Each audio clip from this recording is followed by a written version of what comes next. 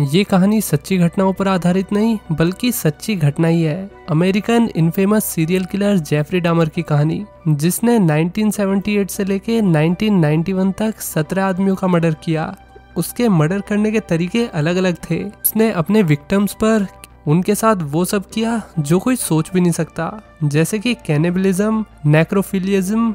Trust me guys, आप इन सब चीजों का मतलब भी नहीं जानना चाहोगे। इस कहानी में हम जेफरी की हाई स्कूल लाइफ की कहानी देखेंगे। सीरियल किलर बनने से पहले वो स्कूल में दुबला पतला सा इंट्रोवर्ट लड़का था जो कि अपने में ही खोया रहता था। एक दिन स्कूल बस में सब घर जा रहे थे। डामर सीट पर अकेले बैठा हुआ। उसने बाहर एक आदमी को रनिंग करते हुए देखा। डामर उसे अलग ही नजरों से देख रहा था और जब सीट से उसे रनिंग वाला बंदा नहीं दिखा तो वो उसे देखने के लिए उठ के आगे चला गया। जब बस ने डामर को उतार दिया तो वो रनर का वेट करने लगा। आदमी भागता हुआ उसके सामने से गया और डामर लड़के को देख के अलग ही फील कर रहा था। इसके बाद वो एक पन्नी लेकर जाने लगा। रास्ते में 2 टीनेजर लड़कों ने उसे रोककर पूछा, कहाँ जा रहे हो डामर, इस पन्नी में क्या है? तो जेफरी बोला, इसमें मेरी मरी हुई बिल्ली है जिसपे मैं एसिड से कुछ एक्सपेरिमेंट कर रहा था। डामर का बाप केमिस्ट था, इसलिए डामर के पास अलग अलग तरीके के केमिकल थे।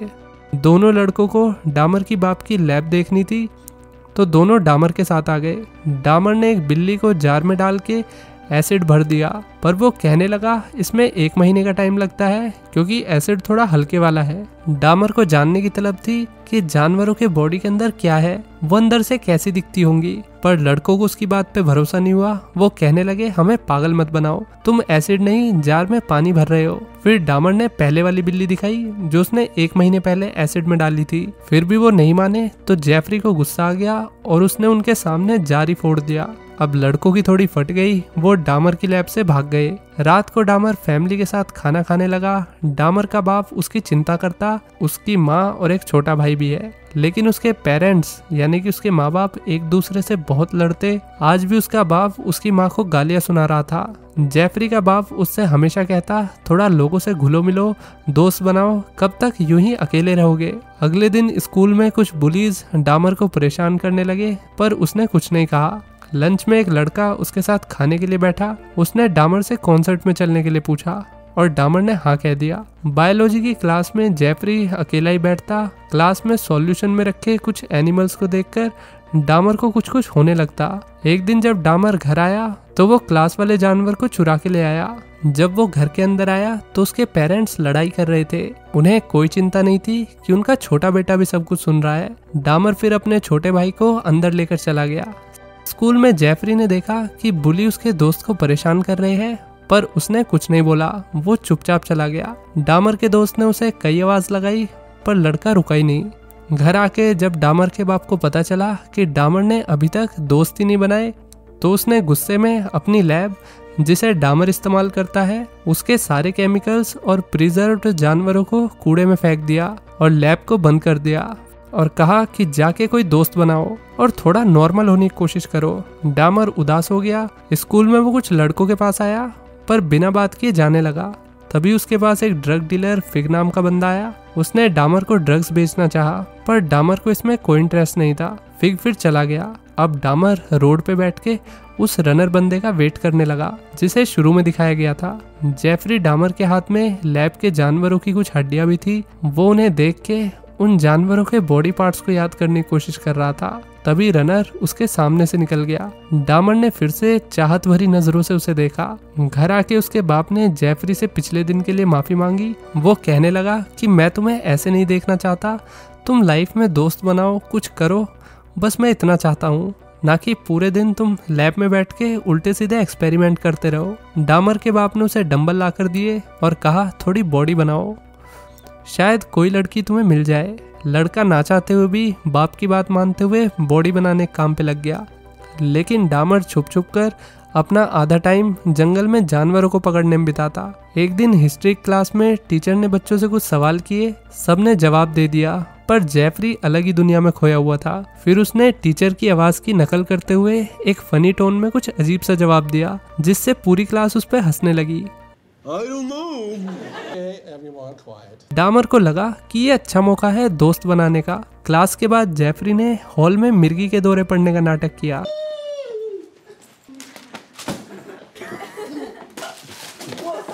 सब बच्चे उसे देखकर हंसने लगे, पर जैसे ही क्लास के लिए घंटी बजी तो सारे बच्चे उसे अकेला छोड़कर चले गए। स्कूल में जेफरी डामर को सब उसकी अजीब हरकतों की वजह से जानने लगे।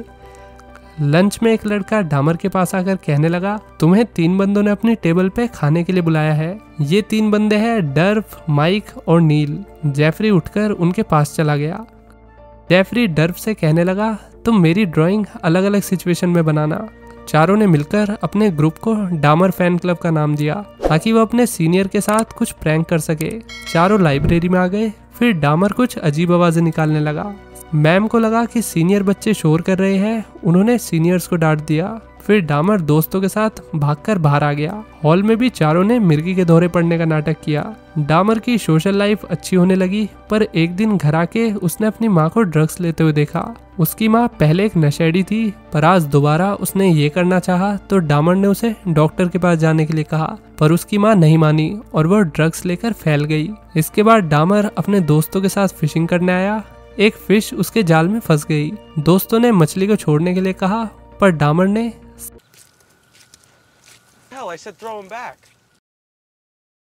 उसने फिश की बॉडी में कई सारे कट लगा दिए। वो कहने लगा, मुझे जानना है कि मछली अंदर से कैसी दिखती है। डामर के दोस्त थोड़े डर गए, पर अभी भी उन्हें पता नहीं चल रहा था कि डामर भैया एक रेड फ्लैग है। ग्रुप का एक लोंडा नील स्कूल ईयरबुक के लिए एज फोटोग्राफर सेलेक्ट हुआ। डामर ने अपना अगला प्रैंक करने के लिए नील से उसकी फोटो लेने के लिए कहा और सारे स्कूल क्लब बुक मैगजीन में लगाने के लिए कहा। नील मान गया। उसने फोटो वाले दिन बढ़िया बढ़िया फोटो ली और कुछ सोलो फोटो डामर की भी ली। जेफरी अपने साथ डर्फ को घर पे ले आया ताकि अपने बाप को बता सके कि उसके दोस्त है और उसने स्कूल क्लब में हिस्सा भी लिया है, पर उसके माँ बाप लड़े जा रहे थे। डर्फ को भी थोड़ा अजीब लगा, फिर वो घर से चला गया। जेफरी अब रोज झाड़ियों में छिपकर रनर को देखता, मानो उसका रनर पे दिल आ गया हो। और एक दिन जब जेफरी डर्फ माइक से मिलके उसके घर गया तो वहां उसे रनर आदमी दिखा। दरअसल रनर आदमी माइक की फैमिली का डॉक्टर है। इसका नाम है डॉक्टर मैथ्यूज। डामर मैथ्यू को ऐसे देखने लगा जैसे यही सन्नी लियोनी हो। डामर घर आ गया। उसके पेरेंट्स आज भी लड़ रहे हैं, पर आज लड़ाई का मुद्दा था नई गाड़ी जो डामर की माँ को चाहिए। लड़ाई से थक-हार कर जेफरी के बाप ने 2 पैक लगाए। डामर फिर पहली बार शराब की बोतल चुरा के जंगल में आ गया और उसने पहली बार शराब पी। यहीं से ही उसे शराब पीने की आदत लग गई। स्कूल में चारों लोंडे बातें कर रहे थे। इतने में ड्रग डीलर फिग आया और बोला, देखो मेरे नाजी बाप ने मुझे छोटा सा चाकू रखने के लिए दिया है। उसने अपने हाथ पे कट भी मार के दिखाया और खून को पीने लगा। डामर ग्रुप को ये अजीब लगा। वो जाने लगे, पर डामर को सब नॉर्मल लग रहा था। जेफरी अब रोज क्लास में नशे में आने लगा। डर्फ को उसकी चिंता होने लगी थी। डामर ने छिप छिप कर रोड पे मरे हुए जानवरों को इकट्ठा करना शुरू कर दिया। एक रात सब स्टूडेंट नाइट ट्रिप के लिए वॉशिंगटन डीसी गए। डामर का रूममेट उसकी क्लास का इकलौता ब्लैक लड़का चार्ली था। डामर चार्ली को घूरने लगा। उसने पूछा, क्या तुम्हारे अंदर भी सब कुछ काला है? मतलब अंदर से बॉडी का कलर काला है या हम सब की तरह है? ये सवाल चार्ली को काफी अजीब लगा, पर उसको ऐसे रेसिस्ट क्वेश्चन सुनने की आदत थी, तो उसने डामर को इग्नोर किया और सो गया। सुबह को ग्रुप बातें कर रहा था, तभी एक ने मजाक में बोला, कितना अच्छा होता अगर हम वाइस प्रेसिडेंट का इंटरव्यू ले पाते। डामर ने इस बात को सीरियसली लिया और उसने फोन बूथ से व्हाइट हाउस में कॉल करके इंटरव्यू के लिए पूछा। डामर के दोस्त उसे बाहर खड़े होकर देख रहे थे। उन्हें लगा क्या पागलपंती है, पर लकीली डामर को वाइस प्रेसिडेंट का इंटरव्यू लेने की परमिशन मिल गई। चारों दोस्त व्हाइट हाउस आ गए। वहाँ कुछ लोग और भी थे। फिर वाइस प्रेसिडेंट ने लड़के से पूछा कि तुम्हें बड़े होके क्या बनना है? तो डामर ने सिर्फ एक वर्ड बोला, बायोलॉजी। वाइस प्रेसिडेंट ने उससे हाथ मिलाकर उसे ऑल द बेस्ट कहा और अब वे चारों बाहर आ गए। वापस आने के बाद डर्फ ने डामर से कहा कि मैं तुमसे बहुत इम्प्रेस हुआ। डामर खुश था, पर यह खुशी जल्द ही मातम में बदल गई जब उसे पता चला कि उसके पेरेंट्स का डिवोर्स होने वाला है। उसका बाप अभी कुछ दिन मोटल में रहेगा। डामर अंदर से टूट गया। घर आने के बाद उसकी माँ ने उसे गले से लगाया। फिर डामर डॉक्टर मैथ्यूज के बारे में सोचने लगा। अगले दिन डामर बहाना बनाकर चेकअप करवाने के लिए मैथ्यूज के हॉस्पिटल आ गया। जब मैथ्यू ने बिना कपड़ों के जेफरी को चेक किया तो डामर का मूड बन गया, जिससे मैथ्यू बहुत अनकंफर्टेबल हो गया और फिर डॉक्टर रूम से चला गया। डामर फिर गुस्से में था। उसने घर आके सारा गुस्सा एक पेड़ पर उतारा। धीरे धीरे डामर को अपनी सेक्सुअलिटी के बारे में पता लगा। जब उसके दोस्त लड़कियों के बारे में बात करते तो जेफरी अलग आकर बैठ जाता। कुछ टाइम बाद उसके दोस्तों को भी पता चल गया कि डामर लड़कियों से दूर रहता है, कुछ तो झोल है। डामर ने स्कूल में भी पीना शुरू कर दिया। जिस दिन स्कूल की एनुअल बुक मैगजीन्स आई, उन सारी फोटो में डामर की फोटो थी। तीनों दोस्त डामर की फोटो देख के हंसने लगे। तभी एक मैम डी ने इन्हें देख लिया। वो समझ गई कि इन्होंने ये शैतानी की है। मैम ने गुस्से में डामर की फोटो मार्कर से कवर कर दी और ग्रुप का प्लान फेल हो गया। डामर का दिमाग अपनी सेक्सुअलिटी और अपने पेरेंट्स के डिवोर्स पे अटका हुआ था। एक दिन मोटल कार पार्किंग में उसके माँ बाप सबके सामने उसकी और उसके भाई की कस्टडी के लिए बहस करने लगे। घर आके जेफरी खुद को कमरे में बंद करके मैथ्यू की डेड बॉडी के साथ लेट गया, पर फॉर्चुनेटली ये उसकी इमेजिनेशन थी। कुछ दिनों बाद इनका ग्रुप बाहर घूमने आया। वो क्लास के 2 लड़कों से कहने लगे, तुम डामर ग्रुप में नहीं हो, तुम्हें शर्म आनी चाहिए। डामर की वजह से हम इतने मजे करते हैं, इनडायरेक्टली उसका मजाक बनाकर या उससे वो करवाकर जो ये खुद नहीं कर पाते। ग्रुप ने लड़कों को डामर की हरकतों का लाइव एग्जाम्पल दिखाने के लिए एक प्लान बनाया। उनका प्लान ये था कि वे उसे मॉल में सबके सामने दौरा पड़ने की एक्टिंग के लिए कहेंगे और देखना वो जरूर करेगा। नील को डर्फ का प्लान सही नहीं लगा। आखिर डामर उनके ग्रुप का ही मेंबर है, पर डर्फ अपने प्लान में लग गया। उसने डामर को कुछ पैसे देकर मना लिया। वीकेंड पर वे सब मॉल के लिए निकले। डामर फुल नशे में पीछे बैठा। मॉल आकर डामर ने दौरे पड़ने की एक्टिंग की। सब उस पे हंस रहे थे। स्कूल का एक लड़का उसकी वीडियो बनाने लगा। डामर पब्लिक के बीच खुद का मजाक उड़वाता रहा, पर अब वो इस सब से थक गया। जब वो वापस ग्रुप के पास आया तो उसने सबको खून भरी नजरों से देखा। उसे पता लग गया कि वो बस ग्रुप के लिए एंटरटेनमेंट का जरिया है। रात को जेफरी घर आया तो उसकी माँ बोली, मेरा और तुम्हारे पापा का डिवोर्स फाइनल हो गया है और ये घर तुम्हारे पापा को मिलेगा। अगले दिन डामर एक बेसबॉल बैट के साथ झाड़ियों में छिपकर मैथ्यू का वेट करने लगा, पर आज वो नहीं आया। गुस्से में डामर ने एक पेड़ पर अपनी सारी फ्रस्ट्रेशन उतारी। इसमें उसका बेसबॉल बैट भी टूट गया। उसी दिन एक माँ बेटे ने जंगल में कुछ एनिमल को बड़ी बुरी तरह से मरा हुआ देखा। ये बात पूरे स्कूल में फैल गई कि कोई ऐसी हरकत भी कर सकता है। ये एज ऑब्वियसली ये डामर ने किया था। डामर के दोस्त प्रॉम के बारे में बात कर रहे थे। प्रॉम में लड़के लड़कियों के साथ एक ड्रेस कोड में डांस करते हैं। माइक जेफरी का मजाक बनाने लगा कि तुम्हें कौन लड़की पूछेगी। अब बात डामर की ईगो पर लग गई। वो भागकर एक लड़की के पास गया और प्रॉम के लिए पूछने लगा, तो लड़की ने ये कहते हुए मना कर दिया कि तुम्हारी हरकतों की वजह से पूरा स्कूल तुम्हें कार्टून समझता है। पर डामर की कुछ बातों से लड़की मान गई। प्रॉम पार्टी में डामर को लड़की के साथ देखकर उसके दोस्तों की सुलग गई। वे लोग हैरान हो गए कि इस चोमू को बंदी कैसे मिल गई। पार्टी में नील, जो कि मॉल वाले प्लान के खिलाफ था, उसने डामर से आके सॉरी कहा। डामर ने उसे माफ कर दिया। लड़की के साथ डांस करते टाइम डामर को कुछ अच्छा नहीं लग रहा था। उसे कुछ फील ही नहीं हो रहा था, तो वो बहाना देकर बाहर आ गया। उसने कार में आके कुछ चॉकलेट खाई। यहाँ पे अकेला बैठना उसे अंदर डांस करने से ज्यादा अच्छा लग रहा था।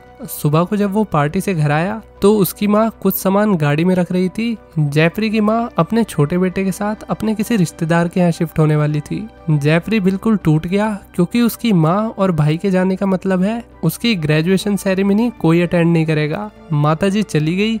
घर के अंदर आकर जेफरी बहुत तेज चिल्लाकर रोने लगा। ग्रेजुएशन वाले दिन जेफरी खुश नहीं था। फिर उसके बाप ने उसे एक फैमिली कार की चाबी दे दी। दरअसल डामर की माँ उसे हमेशा के लिए छोड़कर चली गई थी। ये बात उसके बाप ने लड़के को नहीं बताई। एक रात डर्फ ने रास्ते में डामर को पैदल जाते हुए देखा। उसने डामर को घर छोड़ने के लिए कार में बैठा लिया। अब दोनों घर आ गए। डर्फ ने जेफरी के हाथों पर कुछ खून लगा देखा। पूछने पर डामर बोला, ये बस पेंट है। दोनों ने अपनी दोस्ती के बारे में बात की, पर डर्फ ने अभी भी डामर से माफी नहीं मांगी। डामर के दिमाग में कुछ खिचड़ी पकने लगी। वो डर्फ को घर के अंदर ले गया। घर पे कोई नहीं था। डामर डर्फ के कुछ ज्यादा ही पास आ गया और वो डर गया। वो घर से ये कहकर जाने लगा कि उसकी माँ उसका वेट कर रही होगी। डर्फ बाहर आ गया। डामर ने पीछे से एक बेसबॉल बैट उठा लिया, पर डर्फ की किस्मत अच्छी थी क्योंकि डामर रुक गया। उसने कुछ नहीं किया। जब डर्फ कार में बैठा तो उसने डामर के हाथ में बेसबॉल बैट देख लिया। और लड़का जल्दी से 9-11 हो गया। डामर के दिमाग में अजीब ख्याल आते थे, इसलिए वो खुद को ब्लेम करता और खुद को समझाता भी कि ये सब ठीक नहीं है। अगली सुबह अपनी कार में बैठकर डामर घर से निकल गया। रास्ते में एक जवान लड़का स्टीवन उससे लिफ्ट मांग रहा था और डामर ने उसे लिफ्ट दे दी। डामर का पहला शिकार स्टीवन ही बना। इसी के साथ ये कहानी यहीं खत्म होती है। स्टीवन को आखिरी बार जून 18, 1978 को स्टीवन हिक्स जेफरी डामर के घर गया था, लेकिन फिर वो कभी वहां से वापस नहीं आया और उस दिन के बाद उसे किसी ने नहीं देखा। फाइनली जुलाई 1991 में जेफरी डामर को अरेस्ट कर लिया गया, वो भी 17 ब्लैक लोगों के मर्डर के जुर्म में। दोस्तों, जेफरी डामर कॉग्निटिव डिसोनेंस का सबसे बढ़िया एग्जाम्पल है। कॉग्निटिव डिसोनेंस का मतलब होता है जब हमें पता होता है कि कोई चीज गलत है, लेकिन उसके बावजूद भी हम वो चीज करते हैं। तो इन दोनों अलग अलग एक्शंस की वजह से हमारा माइंड खराब होने लगता है। हम ज्यादा डिप्रेस्ड, एंग्शियस और अनहैप्पी रहने लगते हैं, क्योंकि हम वो नहीं कर रहे जो हमारा दिमाग हमें करने के लिए कह रहा है, बल्कि हम वो कर रहे हैं जिसको करने की हमारे अंदर तलब उठ रही है। डामर ने अपनी लाइफ में कई मौकों पर अपने विक्टिम्स को छोड़ा, लेकिन वो बहुत टाइम तक खुद को कंट्रोल नहीं कर पाया। बचपन में उसके फादर ने उसे सड़क पे पड़े हुए जानवरों को इकट्ठा करके उन्हें काटना सिखाया। उसने पहली बार अपने फादर के साथ ही जानवरों को कटते हुए देखा। वो बॉडी के अंदर के पार्ट से काफी फैसिनेट होने लगा और बचपन की वो आदत कभी नहीं गई। उसने अपने विक्टिम्स के बॉडी के पार्ट्स निकाल कर खाए, वो भी पका के, which is so disgusting. Jeffrey की कहानी बहुत खतरनाक है दोस्तों। इस पे एक डेडिकेटेड वेब सीरीज बनी है जिसका नाम है monster. Highly recommended web series है। इस वेब सीरीज का पूरा फोकस है कि सीरियल किलर आखिर सीरियल किलर बना कैसे, उसके पीछे वो क्या चीजें थी जिसके चलते वो यहाँ तक पहुंच गए। तो मॉन्स्टर वेब सीरीज को जरूर चेकआउट करना। तो वीडियो कैसी लगी लाइक और कमेंट करके बताइए। चलिए मिलते हैं नेक्स्ट वीडियो में, जो कि आएगी रात के 8 बजे। एक दिन द गुड सिनेमा 2.0 पे आती है और दूसरे दिन द गुड सिनेमा पे, मतलब वीडियो डेली आती है रात के ठीक 8 बजे। चलिए मिलते हैं नेक्स्ट वीडियो में। Till then take care, bye bye. Oldest sister of Errol Lindsay, whatever your name is, Satan. I'm mad. This is how you act when you are out of control. I don't want to ever see my mother have to go through this again. Never, Jeffrey. Jeffrey, I hate you. I hate you. This is out of control. Don't fuck with me, Jeffrey. I'll kill you. God damn it. Look at this motherfucker. I kill you. Punch your face,